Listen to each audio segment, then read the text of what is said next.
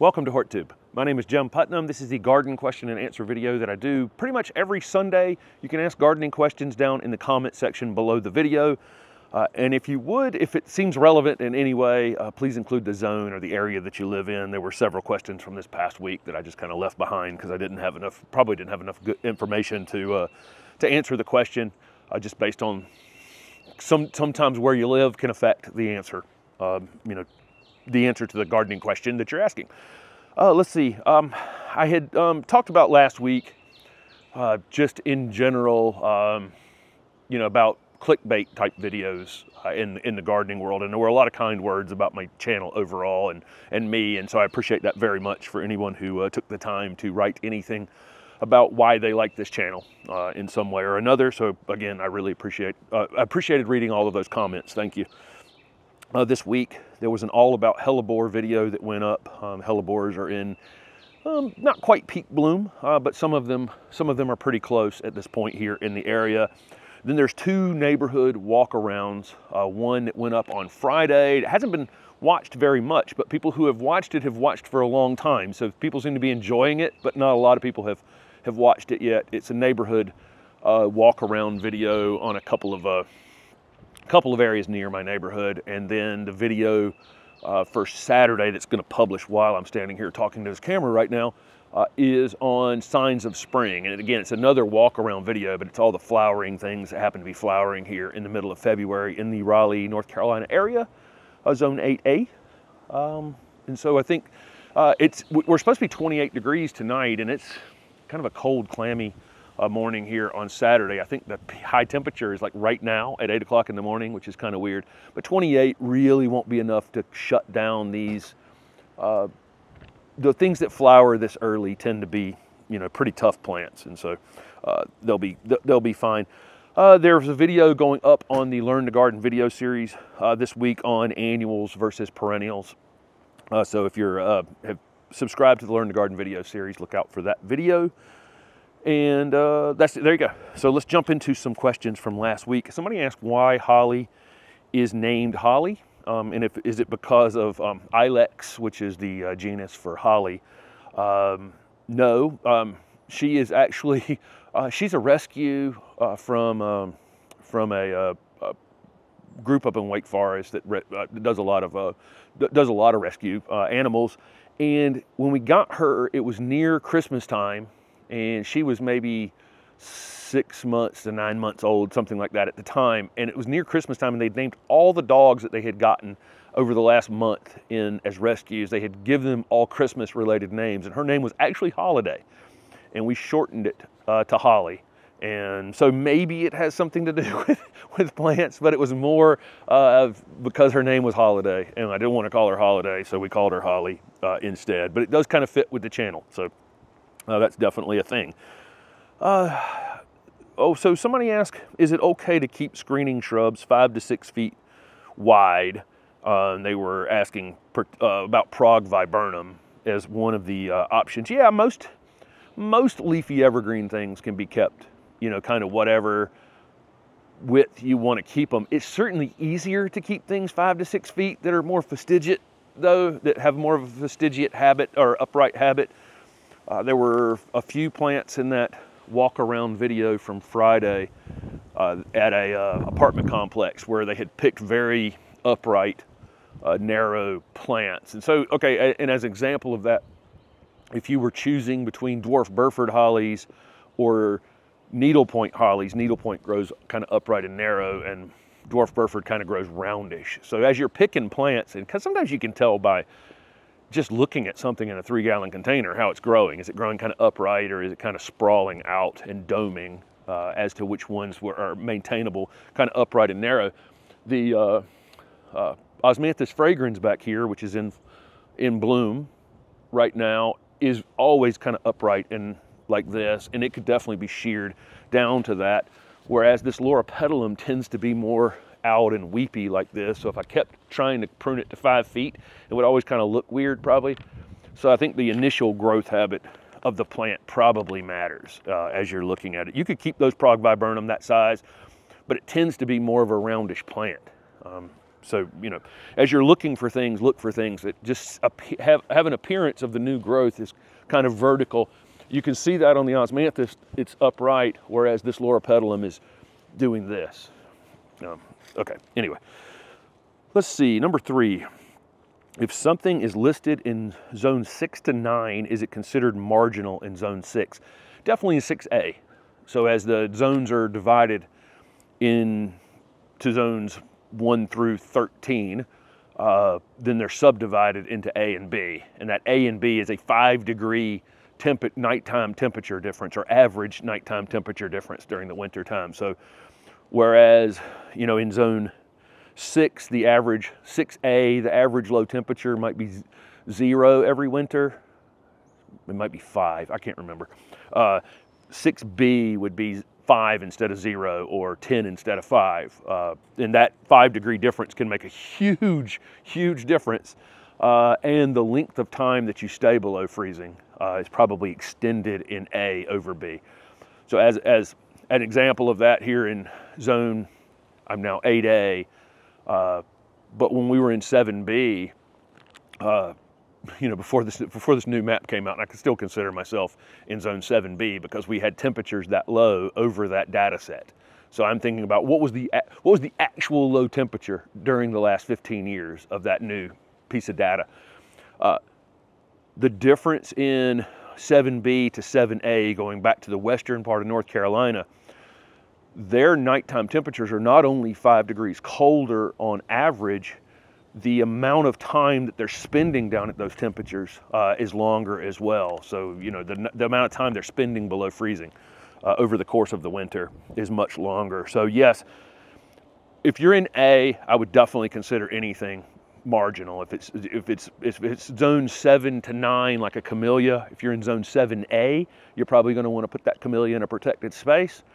In zone 7B, a little less protected, you know, zone 8 and 9, you should be fine wherever you want to put them, as long as they're in a, you know, well-drained part shade space. Okay, but that's really a great question. It really is. But again, that A and B thing, I think, is where it's going to be, but the plant's going to become marginal, is in the A, not the B. Are there different varieties of Camellia handeli other than snowbells? I've seen one called Cliff, and I'm guessing that one was named after Dr. Clifford Parks. That's the only other one I've seen. Typically, you know, yeah, that's the only two I've ever seen on the market are snowbells and Cliff. And I don't know that, the photos I've seen of Cliff look like snowbells, which is a white flower. If you've seen that Camellia in the front garden, I had it in a tour video last week from this garden. I think it was the first thing we talked about in that video. It's a really, really awesome species of Camellia, definitely worth having. Really interesting leaves, super heavy flowering. The flowers are a little smaller than other camellias, but it makes up for it in the volume.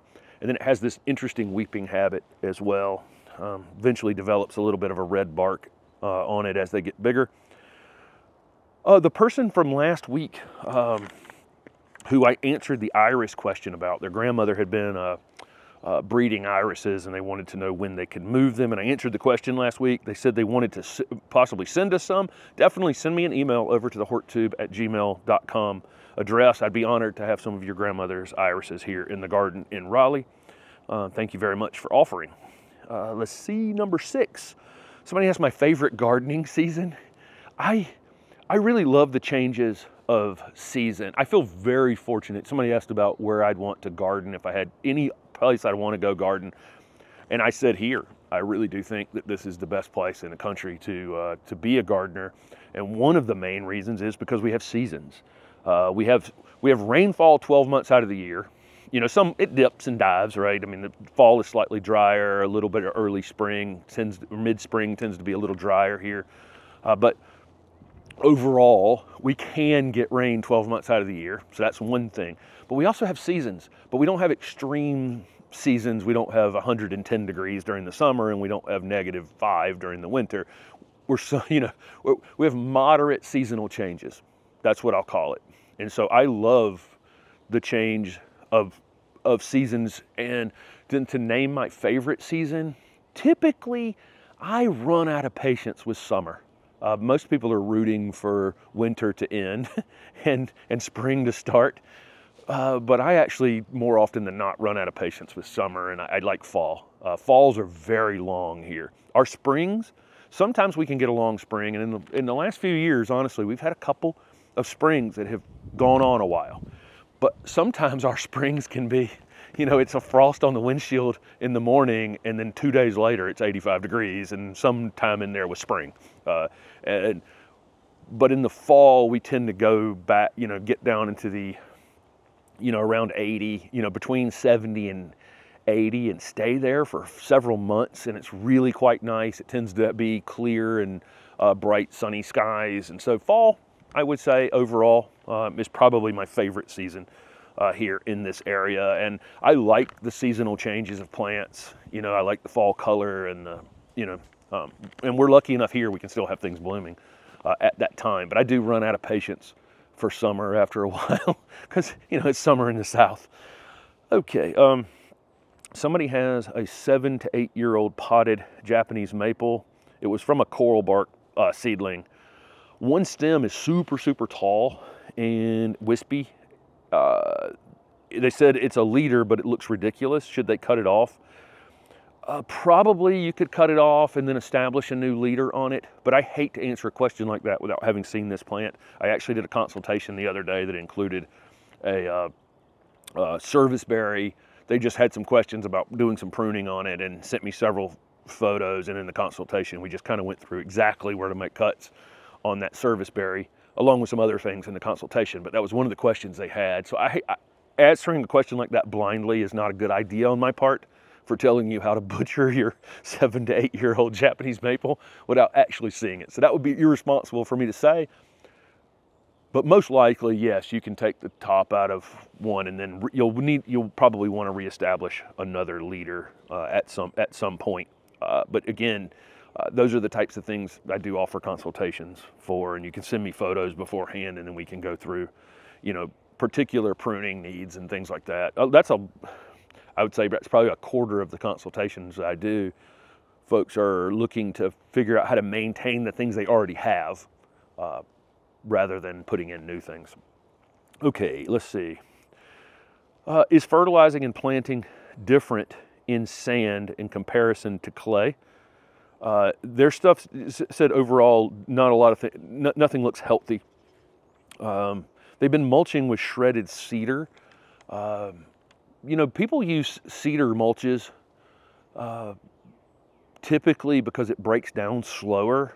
And for me, if I'm in a sandy soil, I want to use things that are going to break down quicker. I want to use wood chips and hardwood mulch, and or just straight compost or humus, something that's going to break down much faster. Because the thing with sand is what we need to do is slow the water going through the profile and slow nutrients from dropping down through the soil profile. Whereas with my clay here, we don't have a problem with, water taking nutrients and, and sinking them down in the ground or losing water very quickly. Once this stuff is kind of moist, it stays moist for longer. Hard to get it wet when it is dry. But with sand, what you really want to think about is how can I get water to move slower through it, and how can I create some sort of humus layer on top of it that's going to slow things down. And I don't, if you're using mulching materials that break down slow, you're not going to get there as quickly.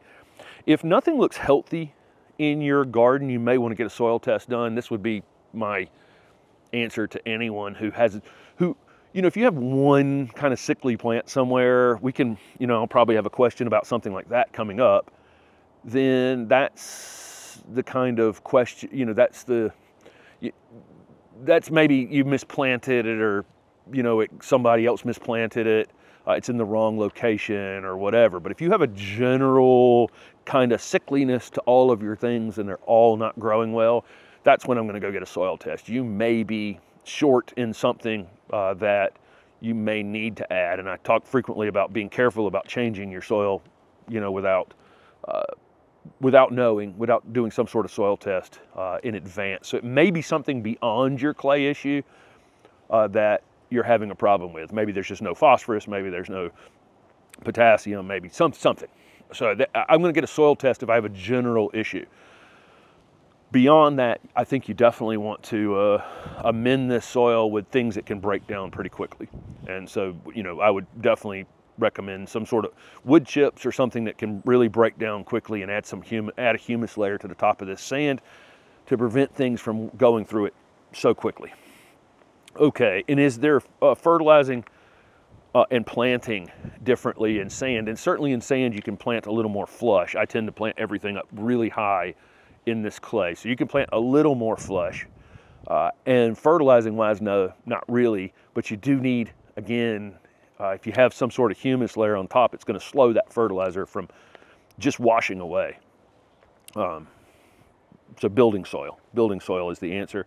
And then there's a person down in the Sandhills in North Carolina that has a similar question, except the plants look healthy. Wants to know if they have to water more.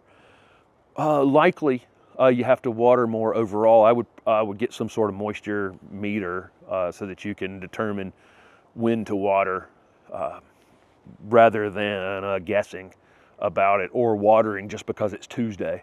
You know, because you have an automated irrigation system and it happens to run on Tuesday, and Tuesday's the day your city says you can water, you know, checking it and seeing if you need water. With shrubs, you know, once you get them established, you know, over 2 or 3 years, most of them, I'd never need to water this loropetalum unless I went months and months and months without water at this point. But newer things, you know, I'd water more. Their stuff is looking good and it looks healthy. Just wanting to know if they need to water more in sand, probably. But again, I'm building soil over time. So I'm building this organic material level on the top using leaves or wood chips, or, you know, allowing things to break down on top, and hopefully holding more water in place and not letting everything wash through. And then they wanted to know if plant tone was okay to use as a fertilizer. Yes, that's what I'm going to use this week in a video. You guys will see me fertilizing this week. It's a little early to fertilize. I tend to put that video up early just to show people how I go about fertilizing. For most of you, I'd probably wait until mid to late March before you do it. But I'll talk about that in the video. Question number 10. Area amended for first time with mushroom compost and pine bark mulch. And then they covered it with double shredded hardwood. Is the pine bark mulch bad because it breaks down so slowly? They wanted to diversify the material that they were using. No, it won't be any problem to have your pine bark mulch buried underneath your hardwood mulch at all. And in fact, again, the plants, as you're pulling them out of containers, you're going to see that most of them are being grown in some sort of pine bark mix. So they're always going to be buried down in the ground, you know, on the root mass of the plants that you're planting. You're putting pine bark under your hardwood mulch every time you plant something. So yeah, it's not an issue. So they put down compost, and then they put down some pine bark, and then they put down the hardwood. You wouldn't need the pine bark, but it's not going to hurt anything either. So somebody asked if you can air layer a variegated winter Daphne. Air layering is just coming up here on a branch and wounding it, and then putting some sort of peat moss or compost around it, and putting some sort of plastic bag, or they actually make little cups for this that you can buy to put over this, and basically rooting a branch into a cup or a plastic bag. And then you can cut this branch away from the plant, and that is a new plant. It's got roots. It just comes off the plant with roots on it already. I'm sure you can air layer a Daphne, and I was thinking about, would I wound the branch on a Daphne, on a healthy Daphne? I don't know, because they are disease, you know, they tend to succumb to disease issues. And so I wonder if I would wound one that way, and have an open wound on it like that, if it's a good idea.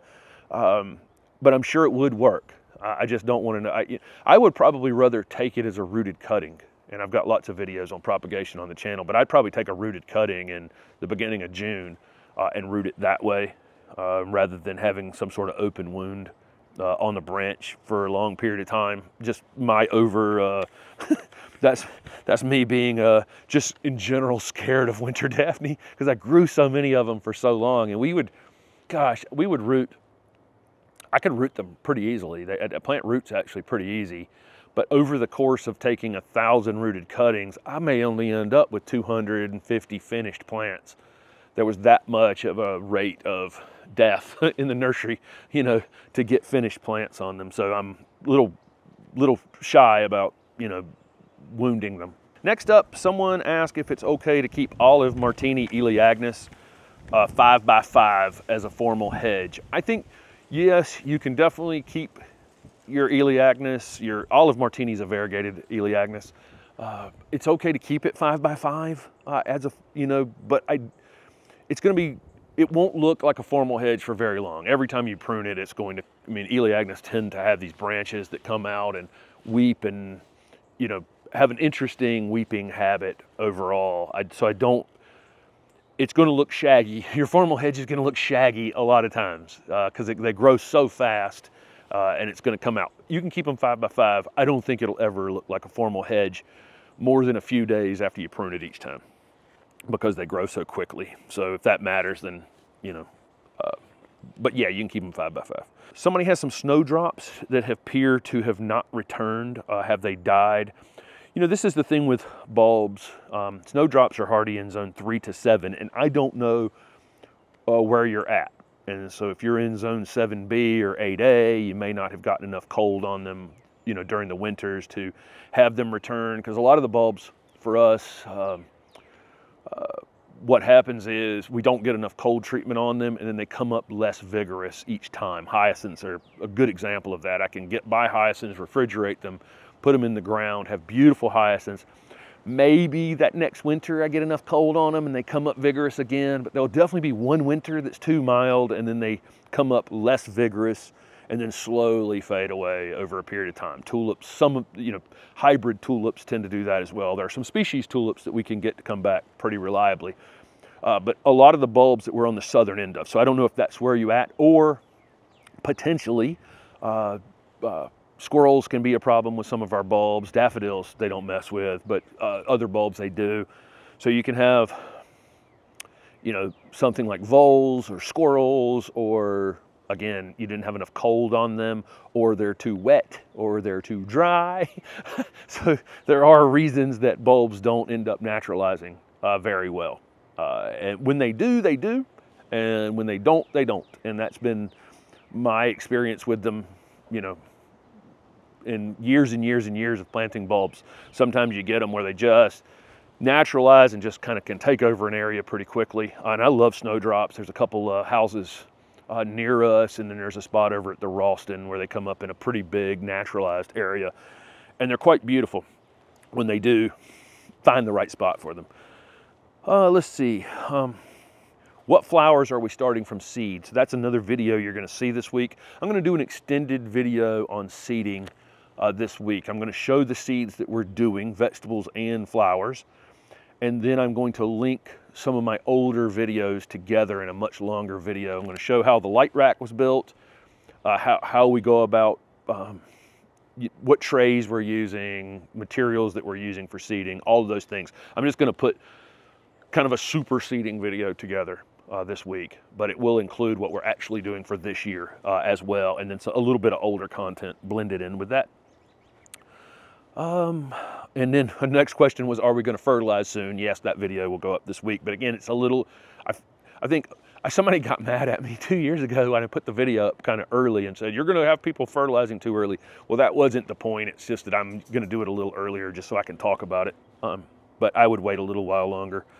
And the reason for it is organic fertilizers, they basically feed the soil microbes, and then the soil microbes feed your plants. Those microbes, as cold as it still is, are probably not all that active. So throwing the fertilizer out early is not really all that beneficial if you're using organic fertilizers. There's nothing to be gained by it because the thing that you're feeding is still asleep. Let's see, somebody has golf ball pittosporum. That's a little tiny, really compact pittosporum. I showed Wheeler's dwarf pittosporum in the video from Friday, the walk around tour video. I love, we've got a Wheeler's dwarf pittosporum here that I'm sure you'll see in a video at some point. And some Mojo pittosporum, a variegated. Golf balls are really small, compact pittosporum. Great little evergreen shrubs for the south, really. They're not super, super cold hardy for sure. When they were transplanted and they lost a bunch of leaves resulting in bare spots, should they wait to see if it re-leafs out or cut out the bare spots? This is one of those ones that I always say, just walk away, walk away. When you have issues, when you transplant something and something goes a little funny, leave it be, walk away, and give it a chance to get settled in and start to put out some new growth. And then that's when I would go out there and do some pruning on them. I usually say, let it start growing. Let it put on some growth, and then you'll know that it's kind of survived the transplanting and everything is kind of renormalizing. And then you can go in there and prune out the dead, or generally prune the top so you can force some new growth in it, whatever you want to do at that point. But we do need to walk away sometimes, because more plants are loved to death than are, not loved to death.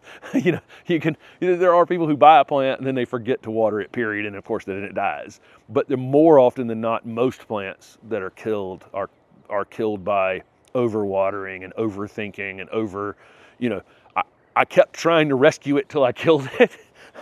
So sometimes it's just best to walk away. Give it a minute, let it settle in. When you see new growth on it, that's usually a pretty good sign that it has survived the transplanting. And at that point, you could do some pruning on it. It may kind of fix itself a little bit in there as well. Somebody asked, is now the time to transplant trees and shrubs?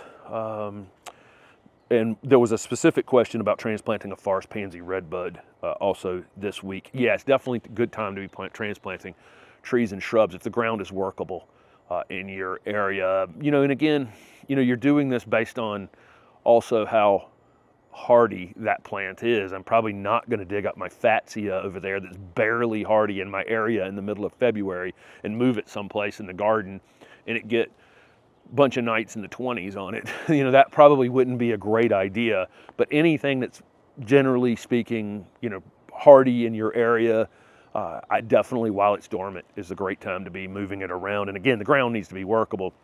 This person with the forest pansy redbud, I moved a very large forest pansy redbud at the old house. Of course, this was before I had the channel, and I moved it in the dead of winter. It'll probably have some sort of small setback. I don't know how big this tree is that you're moving, but yeah, definitely while it's dormant. It may not bloom as well, this first winter, because they're going to bloom. I mean, the redbuds are, gosh, I can see the buds swelling up there. It won't be long at all before the red buds are blooming. It may drop those flower buds the first year. There were really a lot of questions this past week. And again, thank you guys so much for participating in that. Somebody wants to prune a Nellie Stevens holly to encourage growth. Is it okay to prune the leader? Yeah, that's no problem on a holly when we're shaping those pyramidal plants like that, almost always you're going to end up taking off the leader. They're pretty good about reestablishing a leader in the future, and it really doesn't matter as much on those hollies that you just have one leader. Like conifers, I definitely don't want 2 and 3 leaders, and I probably don't want 2 and 3 leaders on something I'm allowing to get 30 feet tall either. But on a Nellie Stevens holly that I'm just maintaining I'm ultimately going to maintain at 10 or 12 feet as a little Christmas tree. Yeah. You can as you're shearing it, you're probably always going to be striking off the main leader each time. No big deal. Somebody wanted to, they looking for a source for that Rosalinda Indian hawthorn that I have out front. I would check on Plants by Mail occasionally. I've got a link down below the video for Plants by Mail, and that they're linked to nurseries down there in the Gulf Coast, and that's probably likely a source. It's not on there right this minute, but I would check on it over the course of the spring and see if you can find it on there. Somebody is in Northern California and wants to know why some of the plants we use aren't available there. And is it humidity? Is it because it's dry? Yeah, it's both. I mean, some plants definitely, humidity can be an issue. Dry air, can be an issue. We tend to be able to, if you're down in the San Francisco area, in that kind of fog forest area, we tend to have more overlapping plants. And when you get up to Portland, kind of the same thing, but there is an area there in Northern California, in Davis, Sacramento, and those areas that, it's pretty dry and you have a lot of it's all seasonal rainfall, even in those other places. That seasonal rainfall can be an issue. But yeah, it's definitely going to be, you know, really in that northern, those places where you have seasonal rainfall, you really, you know, and this isn't a channel that I'm not ever trying to be, you know, preachy in any way on this channel, but it probably is best to be using water-wise plants and plants that have been selected. So I work, as you can tell from the channel, I do work with a company that operates the Southern Living Plant Collection and Encore Azaleas. There's Encore Azalea right here behind me. But they also operate the Sunset Plant Collection. So I would look, a lot of the plants that we can grow here and there are both in the Southern Living Plant Collection and the Sunset Plant Collection. And so I would look to that Sunset Plant Collection for plants that you can grow in that area that are kind of similar to the one. Basically, they know the ones that will grow in your area that will also grow in my area. They overlap in those two brands, if that makes any sense. Let's see. Somebody asked if they can cut their crepe myrtle to the ground and start over. Yes, but you're probably going to create a lot of root suckers. So when it comes back up, it's not going to come back up with those same 3 trunks, or it's going to come up with lots. And so as soon as that starts to happen, I would take and pick like 3 of the more vigorous ones that are probably heading out slightly a different direction from one another as the new leaders, and make sure you're cutting the rest of the suckers out. Otherwise, you're going to end up with a shrubby thing that has 40 leaders on it, and none of them are going to be very good. But yeah, you can reset it, but again, then you're in for a little bit of figuring out how to regrow it. You know, with just 3 leaders or 5 or whatever you want to use. 3 usually is the best, and I'd pick 3 vigorous ones that happen to be going out from a slightly away from one another just a bit. Let's see. Somebody has 3 butterfly bushes and they're just 3 by 3. They have new leaves and they're in good shape. Do they have to cut them back to 18 inches? The only reason you don't have to cut butterfly bushes back. You know, we've got them in various sizes, from dwarfs that only get 2 to 3 feet, that butterfly candy series, up to one in the front garden that's over 10 feet tall. The main reason I cut them back is because they become their own worst enemy over time. They can, the wood is weak on the bottom of them, and you can get ice or wind or other issues that can cause them to crack open and then die a different kind of death than plants normally die, just by breaking apart.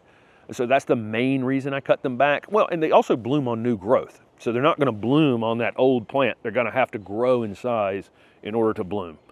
So that's the 2 reasons. There's the old plant is not where the flowers are going to be. It's going to be in new growth. And then number 2, they can be their own worst enemy. It doesn't mean that there aren't butterfly bushes out there that have never been pruned that have no problems at all. But I have seen them just destroy themselves, you know, in an ice storm or something like that, when they're, you know, big and old and they have never been pruned back. So that's the main reason to do it. And even ones that are 3 feet, we'll be doing pruning videos soon. You'll see even the butterfly bushes that I have that are 3 feet, I'm going to cut them down a bit. Again, they're only going to flower on new growth, right? So there's really no point in having that old plant sitting there. Let's see. Camellias in the ground for 4 years with very little growth. Should they replace them? Okay. If you've got a plant that's been in the ground for 3 or 4 years and it really just hasn't grown and it's not performing, but the other things, again, going back to that question about do all the things in my yard look in my garden look a little weak? You know, that could be a soil related issue. Or is there just 1 or 2 things out here that seem to be underperforming, but everything else is doing okay? If it's that case, I will just replant something.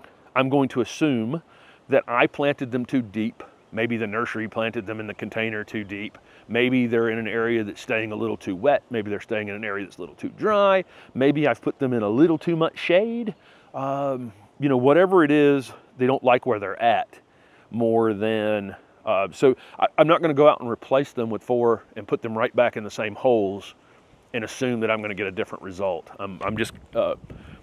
I will dig something up very quickly. If it's underperforming in one spot, I assume that I have put it in a spot that it doesn't like, or I have misplanted it in some way, or I'm underwatering it or overwatering it. Something I'm doing, but I'm going to replant it. They've got the perfect pH. They're in Ada, North Carolina. Got all the things going on. I'm going to dig them up and move them somewhere else probably. What's the difference between a heat mat and a heating pad? So I'm guessing they're trying to put some sort of mat under their seedlings or rooted cuttings or something where they're trying to keep soil warm for growing something that they're going to be putting out in the garden later on. Heating mat are specifically made for this purpose of setting a tray of seedlings or rooted cuttings or whatever on to keep the soil warm underneath them. And they're probably going to be waterproof in some way, because keep in mind we're watering these plants.